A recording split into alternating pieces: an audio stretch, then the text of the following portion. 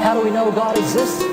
Well, creation is 100% scientific proof there was a creator. You cannot have a creation without a creator. You don't need faith to believe in a creator. All you need is eyes that can see and a brain that works. In the beginning, God created heaven and earth. At Genesis birth, free and clear from death's curse. He's manifest in every creation made. Traveled the globe before its foundations were laid. 7 days, calibrate the way, shining like sun rays. Let there be light, separate from the shade. Darkness was night, and light was day. It was the first day, supernaturally made in mysterious ways. Second day, divisions of waters from waters. A perfect plan set into place by the Heavenly Father. Planted the seed, the first tree rose up on day 3. Took root and grew the first green thing. Let there be signs and seasons and days and evenings and stars and planets that circulate with secret reasons and meanings. Do you recognize with the devil's disguise? You want proof of the truth and exercise your eyes. Creation is proof we are created. Life's design is far too complicated. Creation is proof we are created. Life's design is far too complicated. Creation is proof we are created. Life's design is far too complicated. Creation is proof we are created. Life's design is far too complicated. Why do you use the King James? Man, it's Old English. Nobody can understand it. It's hard to read. I understand all that. And as a brand new Christian, saved out of the Methodist Church, my mom gave me every kind of new Bible version there was. If a new one came out, hey son, you're going to love this one. So I've got a huge collection of all the Bible versions. When I was 16, I had the reviled substandard perversion of the Bible. It's here someplace, my original copy. But I was reading that, going to church, going to this little independent, temperamental, fundamental, right-wing, radical, chicken-eating Baptist church. And the preacher was banging on the pulpit saying the Bible's the Word of God. And I was making notes in my revised standard version. And after a couple of months, he said, Brother Hovind, you've been a Christian a few months now. It's time you get a Bible. I said, I got a Bible. He said, no, you need a real Bible. I was offended. Okay, I thought, well, I got a Bible. I've been making notes. I've been reading an hour a day. What do you mean? He said, well, there's real problems with that one. So why King James? It's been 37 years now as a Christian of studying this topic. Why? Look at Psalms chapter 12. The words of the Lord are pure words, as silver tried in a furnace of earth, purified 7 times. Thou shalt keep them, O Lord. Thou shalt preserve them from this generation forever. What does the word them refer back to in that verse? Thou shalt preserve them. Preserve what? His words. He's promising he's going to preserve his words, right? How about NIV? The words of the Lord are flawless, like silver purified in a furnace of clay, purified 7 times. O Lord, you will keep us safe and protect us from such people forever. Is that saying the same thing? I mean, I was born at night, but it wasn't last night. It looks to me like somebody's wrong about this one. There are, as far as I understand it, 151 English translations of the Bible right now available. The law is you cannot get a copyright and therefore protect your work and therefore get more money unless you have 10% different from the original. Are there 151 different ways to say each of the verses in the Bible? At some point, you're going to have to stop saying it the right way and say it the wrong way just to make it different, just to get your copyright, just to get your money. Love of money, root of all evil. There are basically only 2 Bibles in the world, in the English. The one's translated from what's called the majority text, the King James, of which there are now 64,000 manuscripts. At the time King James guys did it, they only had 5,000. And then there's the whole other family of Bibles, all translated from the Westcott and Hort. So you have 2 choices. The question is not, is it a good translation? The question is, what are they translating? Okay? Here's, for instance, NIV, Acts chapter 8. Let's see, Adam, read verse 37 to me. Acts 8:37. I can't do it. You can't do it. It's not there. There is no Acts 8:37. They removed it, and they removed the number, okay? Now, in the New American Standard, they at least put a footnote. In Acts 8:37, it says, see footnote. But the verse is gone. Down at the bottom it says, late manuscripts insert verse 37. No. Guys, you got it all wrong. Those supposed early manuscripts you're going on are the ones that took it out. It wasn't that the later guys inserted it, it's that the earlier guys took one out, that's all. There are over 200 verses totally missing from the NIV. I have worn out many Bibles over my 37 years of being a Christian. Older doesn't mean better. So, there are more manuscripts of the Bible than any other old book. Homer's Iliad, for instance, only has about 650 manuscripts. In 1946, they found 24,000 more manuscripts. Then the Dead Sea Scrolls were discovered, and now they have 64,000 manuscripts that support the King James, and 3 complete manuscripts and 46 fragments that support the Alexandrian. Then the Isaiah scroll found in the Dead Sea Scrolls was actually 1,000 years older than the other manuscripts. So problems with the other versions, like 2 Samuel 21, who killed Goliath? Who killed Goliath? David killed Goliath. 2 Samuel 21 says, Elhanan, the son of his dad, slew the brother of Goliath.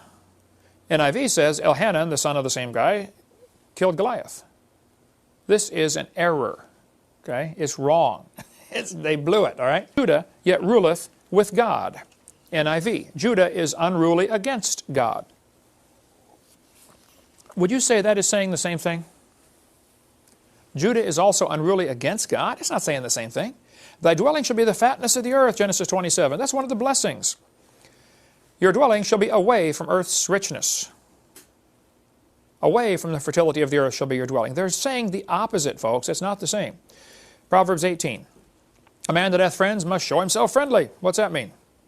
If you want to have a lot of friends, then be friendly. NIV. A man of many companions may come to ruin. Are these saying the same thing? Am I missing something here? Now, they use the these and the thous, and there's a reason for that, and then we'll go on to another subject here. If a word starts with Y, it is plural. Ye, your, etc., okay? If it starts with T, it is singular, and there's an important reason. Nobody in 1611 was walking down the street saying, How art thou today? They weren't using that. But the King James translators wisely chose to use the these and the thous because of the distinction.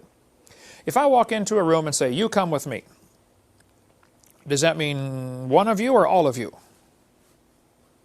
You can't tell. But if you use thee and thou, you can tell. You can see in John chapter 3 very clearly. Jesus said to Nicodemus, Marvel not that I said unto thee, singular, ye must be born again. He changed it to plural. I'm telling you that everybody must be born again. That's a really important distinction. Otherwise, he'd be saying, Nicodemus, I'm telling you that you got to be born again. Well, how does that apply to Kent Hovind? It wouldn't apply. The fact is, it's very precise in the King James. A couple of verses really attract my attention because of my speaking on creation all the time. Ephesians chapter 3 and verse 9. King James says, To make all men see what is the mystery, the fellowship of the mystery, which from the beginning of the world hath been hid in God, who created all things by Jesus Christ. There are two important phrases here. It says, from the beginning of the world. That's a definite time. He created things by Jesus Christ. Colossians 1 says the same thing. Jesus created all things. Jesus is God in the flesh. Well, a lot of these new Bible versions come from the Alexandrian, and they did not believe Jesus was God in the flesh.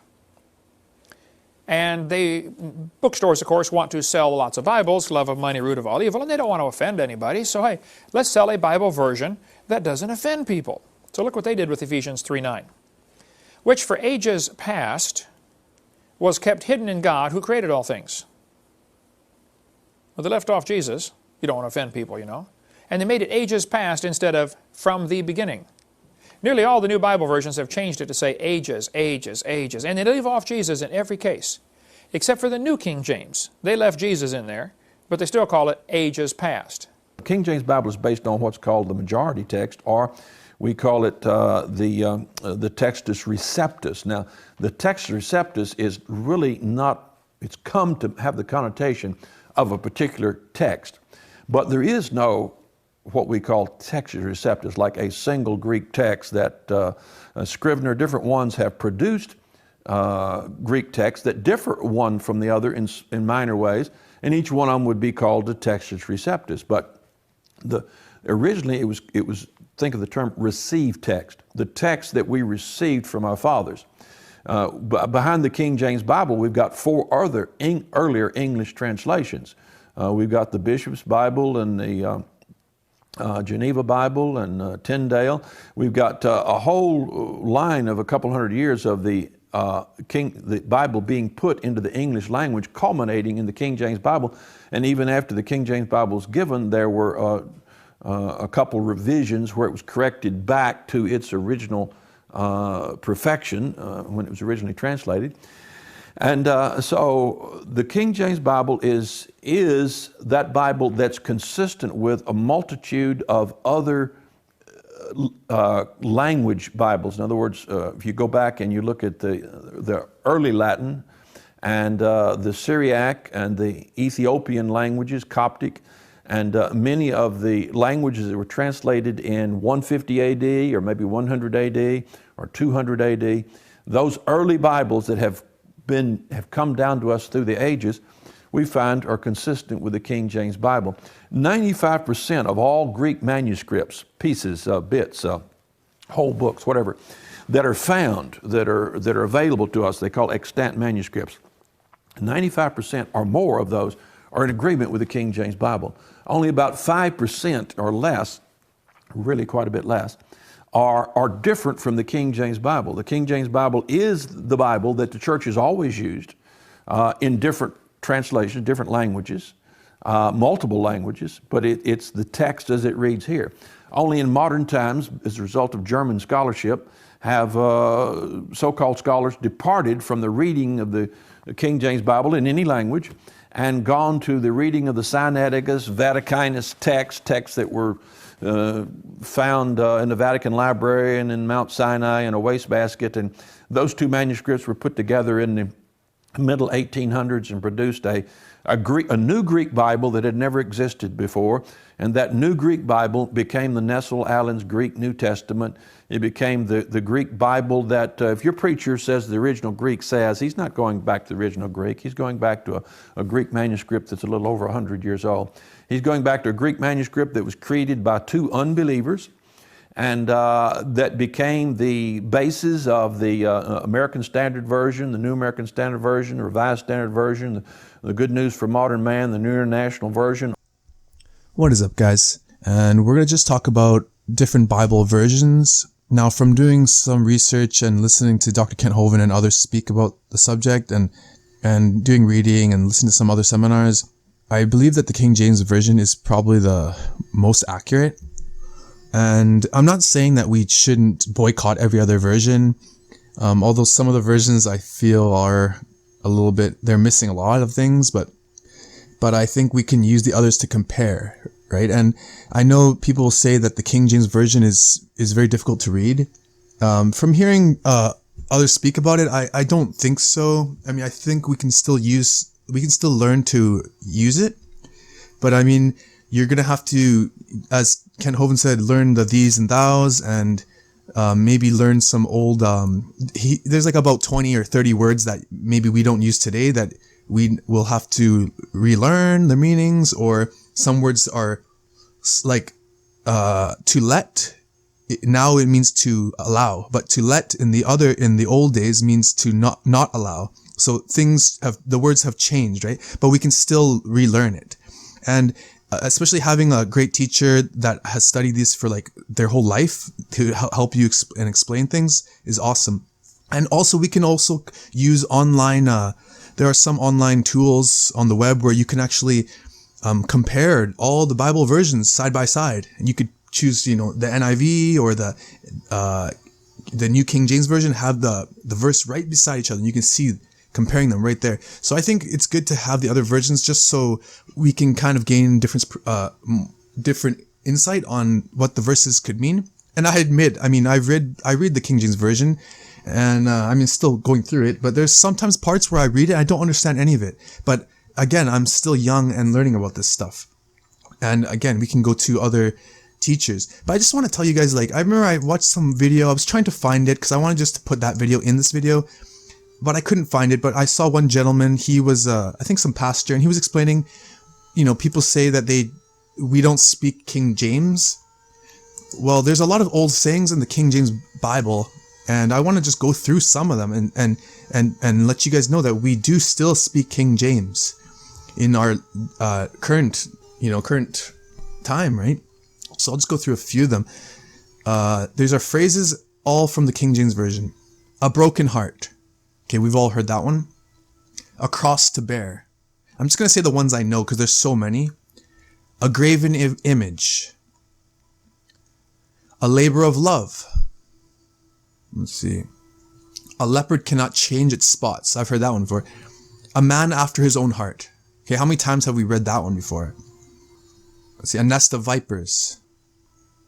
Let's see. A sign of the times. We always have heard that one, right? A wolf in sheep's clothing.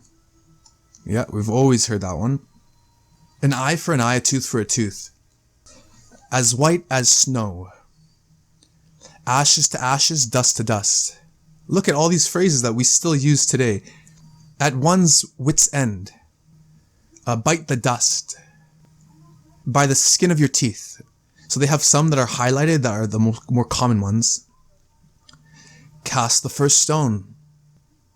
Eat, drink, and be merry. Fall from grace. Fight the good fight. Flesh and blood. I've heard that one before. Let's see. In the twinkling of an eye. Or how about this one? A labor of love. Or a lamb to the slaughter. Let's see. Living off the fat of the land. Let's see. More. No rest for the wicked. That one we always hear. Pride comes before the fall. Put your house in order. Scapegoat. Yeah, we heard that one. Let's see. That's another one that's pretty common.